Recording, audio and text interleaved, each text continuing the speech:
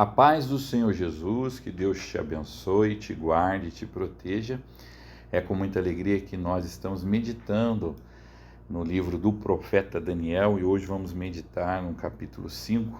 Espero que você esteja acompanhando comigo. Pega aí sua Bíblia, porque nós vamos ler Daniel 5. Eu quero ler a partir do 10. Antes de nós começarmos a leitura, vamos então introduzir e lembrar o que está acontecendo aqui, né? Nabucodonosor já havia morrido, o seu neto estava ocupando o trono, o seu neto chamava Belsassar, e ele fez um banquete, chamou os príncipes e fez uma festa regada a vinho, a mulheres, e ele pegou os utensílios do templo sagrado de Jerusalém e usou esses utensílios para beber vinho, né? Profanando assim os utensílios sagrados do templo. E aí uma mão apareceu na parede e escreveu Mené, Mené, Tekel, Parsim. E todo mundo ficou assustado, o rei ficou assustado, entrou em pânico, até que a sua mãe, a rainha, né? A Bíblia fala que ele era filho de Nabucodonosor, mas na verdade ele era neto, né? Na cultura hebraica, na língua hebraica, quando você chama alguém de filho, é o mesmo que falar que é descendente. Então, na verdade, ele era neto de Nabucodonosor e filho de Nabonido, rei da Babilônia. Ele era corregente. Certamente seu pai estava viajando ou em algum serviço e ele estava ocupando o trono no lugar do seu pai. Foi até por isso que ele prometeu para Daniel que se Daniel interpretasse a escrita, Daniel seria o terceiro homem, porque ele já era o segundo, né? Ele não podia colocar Daniel como o segundo homem, porque ele já era o segundo homem no reino. Então, vamos ler, irmãos. A mãe dele falou, olha, tem um homem aí que Deus usa ele para interpretar visões. Ele interpretou visões para Nabucodonosor, porque você não chama ele, tenha calma, ele vai te ajudar. Então chamaram Daniel. E Daniel, ele interpretou o que estava escrito na parede, que um anjo tinha escrito, amém? Então vamos lá, Daniel capítulo 5, no versículo 10. Tendo a rainha ouvido os gritos do rei e dos seus nobres, entrou na sala do banquete e disse, ó rei, vive para sempre. Não fiques assustado nem tão pálido. Existe um homem em teu reino que possui o espírito dos santos deuses. Na época do teu predecessor, verificou-se que ele era um iluminado e tinha inteligência e sabedoria como dos deuses. O rei Nabucodonosor, teu predecessor, sim, o teu predecessor, o nomeou chefe dos magos, dos encantadores, dos astros e dos adivinhos. Verificou-se que esse homem Daniel, a quem o rei dera o nome de Belsassar, tinha inteligência extraordinária e também a capacidade de interpretar sonhos e resolver enigmas e mistérios. Manda chamar Daniel e ele te dará o significado da escrita. Assim Daniel foi levado à presença do rei, que lhe disse, você é Daniel, um dos exilados que meu pai, o rei, trouxe de Judá? Soube que o espírito dos deuses está em você, e que você é um iluminado e que tem inteligência e uma sabedoria fora do comum.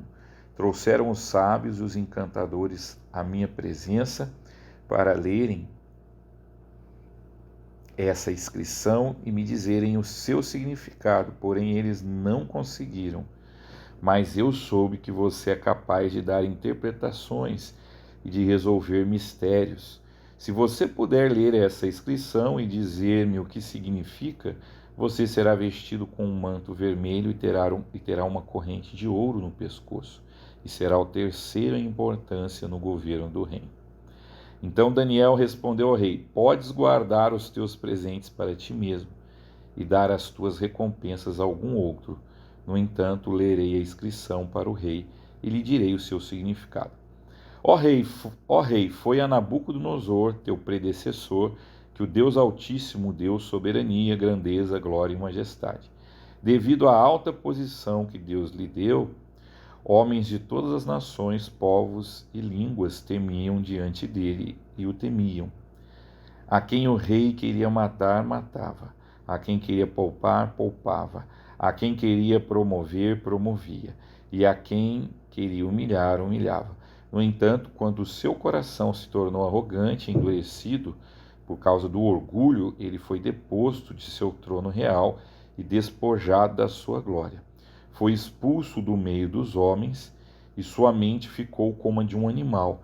Passou a viver com os jumentos selvagens e a comer capim como os bois. E o seu corpo se molhava com o orvalho do céu, até reconhecer que o Deus Altíssimo domina sobre os reinos dos homens e coloca num poder a quem ele quer. Mas tu, Belsazar, seu sucessor, não te humilhaste, embora soubesse de tudo isso. Ao contrário, te exaltaste acima do Senhor dos céus. Mandaste trazer as taças do templo do Senhor, para que nelas bebessem tu, os teus nobres, as tuas mulheres e as tuas concubinas. Louvaste os deuses de prata, de ouro, de bronze, de ferro, de madeira e de pedra, que não podem ver, nem ouvir, nem entender. Mas não glorificaste a Deus que sustenta em suas mãos a tua vida e todos os teus caminhos. Por isso ele enviou a mão que escreveu as palavras da inscrição. Essa é a inscrição que foi feita. Mené, Mené, Tekel, Parsim. E este é o significado dessas palavras. Mené, Deus contou os dias do teu reino e determinou o seu fim. Tekel, foste pesado na balança e achado em falta. Pérez, teu reino foi dividido e entregue aos medos e persas. Então, por ordem de Belsazar, vestiram Daniel com um manto vermelho, puseram-lhe uma corrente de ouro no pescoço e o proclamaram o terceiro em importância no governo do reino. Naquela mesma noite, Belsazar, rei dos Babilônios, foi morto, e Dario o Medo apoderou-se do reino, com a idade de 62 anos. Amém. Glória a Deus. Querido e amado irmão, Daniel aqui começou a falar de Nabucodonosor. E ele fala do domínio e do poder que Nabucodonosor teve. Ele dominou vários povos, várias nações, foi um império grande, de proporções mundiais, de proporção mundial, e universal. E ele era, na verdade, um déspota. Ele matava quem ele queria, não existia um julgamento legal, não existia a chance de contraditório. Era, na verdade, uma monarquia absolutista. E o coração dele se engrandeceu, mas Deus o humilhou, fez ele pastar com os animais, e ele reconheceu que Deus é o Senhor. Ele reconheceu que é Deus que estabelece os reinos e que ele deveria dar a glória a Deus, porque foi Deus que o concedeu, o permitiu que ele reinasse. Já Belsazar, sabendo de tudo isso, conhecendo tudo isso, não se tornou um homem humilde, mas desrespeitou o Deus de Israel. Então fica aqui, irmãos, uma lição para nós. Por que Nabucodonosor foi tratado com misericórdia? Havia na vida dele ignorância, ele não conhecia o Deus de Israel. E quando ele passou a conhecer, ele viu que Deus livrou Sadraque, Mesaque e Abednego da fornalha ardente, ele viu que Deus exalta quem ele quer, que Deus é que é soberano, e ele passou a glorificar a Deus e a reconhecer a soberania de Deus. Já o seu neto, Belsazar, sabendo de tudo isso, ele decidiu se tornar um homem profano, desrespeitando as coisas de Deus. As coisas de Deus não podem ser profanadas, nós não podemos desrespeitar as coisas de Deus. Outro dia eu vi umas pessoas sendo batizadas, eram tobogãs, escorregavam e caíam numa piscina e ficavam se divertindo. Nós não podemos transformar as coisas de Deus em coisas comuns. Nós não podemos transformar as coisas de Deus em coisas profanas, em coisas que você não respeita. Você não pega, por exemplo, um pinico que é usado para recolher os dejetos humanos e vai fazer um arroz com ele, porque os utensílios da cozinha eles têm que ser separados, eles têm que ser limpos, E as coisas de Deus também são assim. o violão na igreja que toca para louvar o Senhor, ele não vai tocar num show do mundo, né? Porque ele é exclusivamente de Deus. E o Belsazzar cometeu esse erro abominável. Fez uma festa, uma orgia, com bebedeira, com atividade sexual irregular, e quis usar os utensílios do templo nessa festa. Então ele desrespeitou o Deus de Israel. As coisas de Deus são sagradas. Davi quis transportar a arca da aliança, só que quem podia mexer na arca era só sacerdote, né? Aí a arca foi cair, um homem foi pôr a mão e morreu. Davi viu que as coisas de Deus têm que ser feitas com cuidado, com zelo. Nós não podemos desrespeitar as coisas de Deus. Amém? Não desrespeite a igreja, não desrespeite os pastores, trate com todo o respeito. Mesmo aqueles que estão em pecado, que talvez você ache que não merece seu respeito, trate com respeito, porque Deus vai se agradar disso. Pedro, por exemplo, fala que o escravo, o empregado, tem que estar submisso ao seu senhor, mesmo aqueles que são ruins, não só aqueles que são bons, né? Existe a hierarquia, existe o respeito, existe o temor que nós temos que manter. Outra coisa interessante dessa passagem é que nós aprendemos que o nosso Deus é um Deus de juízo. Ele declarou um juízo sobre a vida desse homem. Você foi pesado na balança, foi arrojado em falta, seu reino não vai existir mais, você vai perder o seu reino. E naquela noite ele morreu.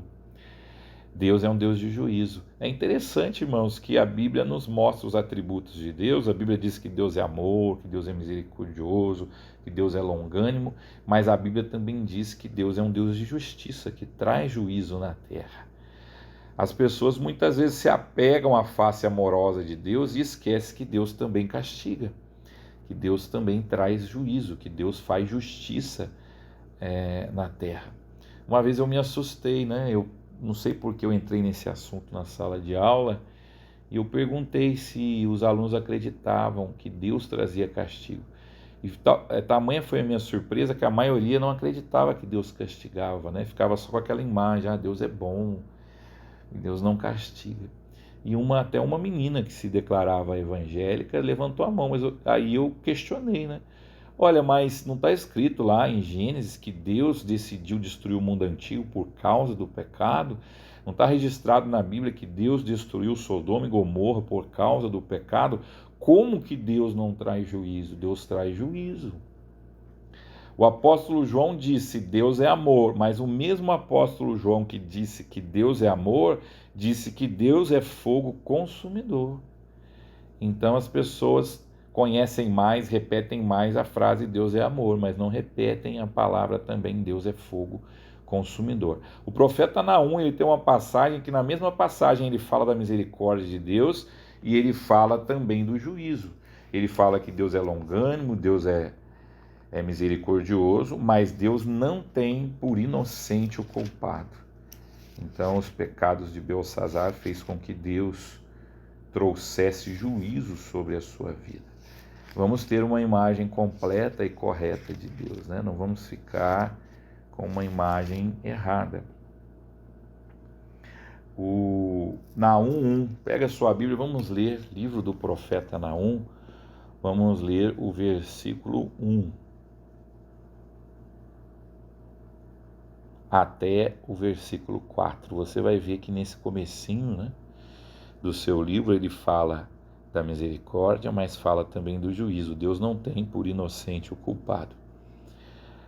O Senhor é Deus zeloso e vingador, o Senhor é vingador, seu furor é terrível, o Senhor executa vingança contra os seus adversários e manifesta o seu furor contra os seus inimigos. O Senhor é muito paciente, mas o seu poder é imenso. O Senhor não deixará impune o culpado. Seu caminho está no vendaval e na tempestade, e as nuvens são a poeira de seus pés. Ele repreende o mar e faz secar, faz que todos os rios se sequem, Baçã e Carmelo se desvanecem, e as flores do Líbano murcham. Olhem, fala que Deus é muito paciente, mas Ele é justo. A Bíblia fala que um dia todos nós vamos comparecer diante do juízo de Deus, né? A Bíblia fala, até o crente, as suas obras vão ser avaliadas, né? O crente não entrará em juízo, porque Jesus diz: quem crê em mim não entrará em juízo, mas passou da morte para a vida.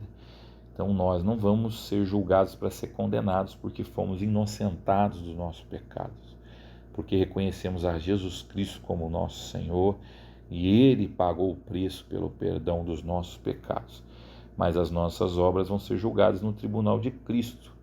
Elas vão ser colocadas no fogo, né? Aquilo que for ouro, aquilo que foi feito para a glória de Deus, vai resultar em galardão. Aquilo que for palha vai ser queimado pelo fogo, né?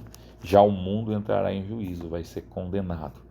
Então ainda é chance, né? Ainda é chance de se arrepender.